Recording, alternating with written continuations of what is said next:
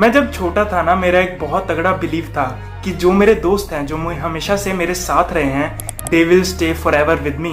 या इनफैक्ट हमारी इसी बात पे टीचर के साथ बहस हो गई थी जब उन्होंने हमारे सेक्शन शफल कर दिए थे। दैट ये तो मेरा दोस्त है, ये तो हमेशा मेरे साथ रहेगा, please keep us in same section. But you know that's not how things work. And in case you wonder कैसे ये स्टोरी रिलेटेड है to this video, let me tell you. 2015 में मैं महज 11 या 12 साल का होऊंगा जब सुंदर पिचाई गूगल का सीईओ बना था। बहुत बड़ी खबर लगी थी कि इंडियन मूल का कोई बंदा जाके सुंदर पिचाई गूगल का सीईओ बन चुका है। And everyone was proud, news में हर जगह यही बात हो रही थी कि वो सीईओ बन गया। एंड मैं भी छोटा था तो मेरे मन में भी एक उम्मीद थी कि हाँ, ये गूगल का सीईओ बना है तो इंडिया के लिए कुछ ना कुछ करेगा। But as they say, expectation never matches our reality.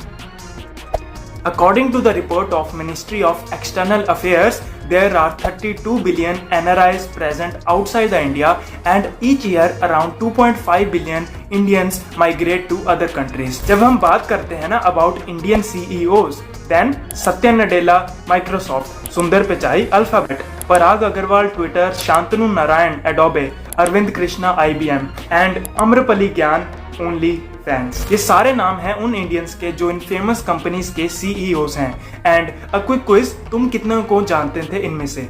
कुछ समझ में आ रहा है? अगर इतने सीईओज इंडिया के प्लेस्ड हैं इतनी बड़ी बड़ी कंपनीज में, स्टिल इंडिया में इतना ज्यादा माइग्रेशन रेट क्यों है? कुछ तो प्रॉब्लम है ना यहाँ पे। And the first question that comes to our mind is, are they really Indians? क्योंकि अगर वो इतने ज्यादा इंडियन होते, इतने ज्यादा अपने रूट से कनेक्टेड होते, definitely there could have been a vast major development in India. You know, तुम्हें मैं एक ना बहुत हार्श ट्रूथ बताता हूँ। लोगों को लगता है कि अगर ये इंडियन मूल के हैं सीईओज तो वो इंडिया की तरफ बायस होंगे, इंडिया को फेवर करेंगे एंड इन सिचुएशंस में हमेशा इंडिया को आगे लाएंगे। बट तुम एक बात भूल जाते हो, now they are not representing India but a company that is targeting all over the world. और इंडिया तो वैसे ही बदनाम है पायरेसी के लिए, तो इंडिया कभी भी इन कंपनीज की ज्यादातर टारगेट ऑडियंस नहीं होती। And they have to look for other larger audience as well. तो जो प्रोडक्ट बनते हैं वो इंडियन सेंट्रिक हटके बजाय कि वर्ल्ड सेंट्रिक हो गए, तभी वो ग्लोबल लेवल पे स्केल कर पाएंगे। And that is simple fact. जैसे टीनेजर्स होता है ना, उनका एक फ्रेंड सर्कल बना होता है। हमें लगता है जब हम छोटे हैं कि हाँ, ये मेरा छोटा सा सर्कल है, यही मेरा दोस्त है। जैसे मैंने शुरू में एग्जांपल दी थी, ये मेरा दोस्त है, ये हमेशा मेरे साथ रहेगा जिंदगी में। फिर हम वर्क स्पेस में आते हैं, फिर वो कल्चर एक्सपैंड करता है, फिर हमें लगता है हाँ, मेरे कॉलेज वाले दोस्त हमेशा मेरे साथ रहेंगे, ये तो मेरे पक्के दोस्त हैं। बट ओवर टाइम तुम रियलाइज कर जाते हो ना, जितने को भी तुम कह रहे थे ये हमेशा मेरे साथ रहेंगे, उनमें 10 में से मुश्किल से एक रहेगा, वो भी हफ्ते में एक बार फोन करेगा या फिर सालों बाद उसका काम के लिए फोन आया करेगा। And that's just harsh reality of the life. इसमें कुछ भी बुरा लगाने वाली बात है ही नहीं, because this happens to everyone and same employees here. माना कि वो इंडियन रूट से हैं, माना कि उनका सारा बैकग्राउंड इंडिया में रहा है, बट जब वो एक लेवल पे प्रेजेंट कर रहे हैं इंडिया को, देन वो कभी भी एक पर्टिकुलर कंट्री की तरफ बाइस्ड हो ही नहीं सकते। And that's their job, they have to do that part. But you know, इन सब में भी काफी अच्छा पॉजिटिव निकल के आता है। In recent times, in 2021, India launched about 47 unicorn startups and that number is increasing gradually and gradually, which is a positive sign because India का टैलेंट जिस लेवल पे लीक हो रहा था, it was expected कि इंडिया इतना अच्छा number नहीं दे पाएगा। But that speciality about Indians, India में हर दूसरे बंदे के पास आपको डिग्री मिल जाएगी, हर दूसरे बंदे के पास आपको टैलेंट मिल जाएगा to try something new. It's only the matter of population that most of them quit after a certain practice.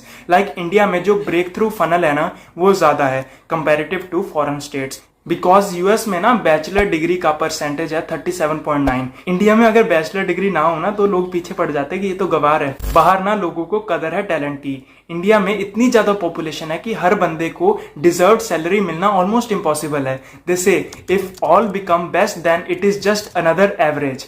And यही बात है दैट इंडिया में इतने अच्छे टैलेंट है दैट कंपीटिंग बिटवीन देम काफी लोग अंडरपेड रह जाते हैं, इसीलिए वो फॉरेन में जाते हैं where there are massive opportunities for them and वहां पे उन्हें अच्छा पे ग्रेड मिलता है about their same skills comparatively in India. And you know, ये सारा इंडिया का टैलेंट कहां से आता है? It is that same toxic competition जिसे मैं हर वीडियो में क्रिटिसाइज करता रहा हूं, क्योंकि इसकी एक पॉजिटिव साइड भी है। इंडिया की पॉपुलेशन इतनी है ना कि हर किसी को अपना फेस दिखाने के लिए, फेस वैल्यू बनाने के लिए compete करके आगे आना पड़ेगा, and that's acts as a plus point for this competition and जिसमें से अच्छा टैलेंट निकल के बाहर आता है। But you know, though it sounds quite promising कि इंडिया अच्छा प्रोग्रेस कर रहा है, वर्ल्ड लेवल पे रिकॉग्नाइजेशन मिल रही है, लेकिन प्रॉब्लम अब भी वही है कि अगर हमारा यूथ बाहर भाग रहा है तो अंदर कुछ ना कुछ दिक्कत है, and that would be value. Do not ignore this fact कि इंडिया में अब भी कुछ प्रॉब्लम है जिसके कारण talent leaking still happens in India, and हमें इस प्रॉब्लम को एड्रेस करना है। हमें अभी 47 यूनिकॉर्न्स प्रोड्यूस किए हैं, जितनी इंडिया की पॉपुलेशन और टैलेंट है ना,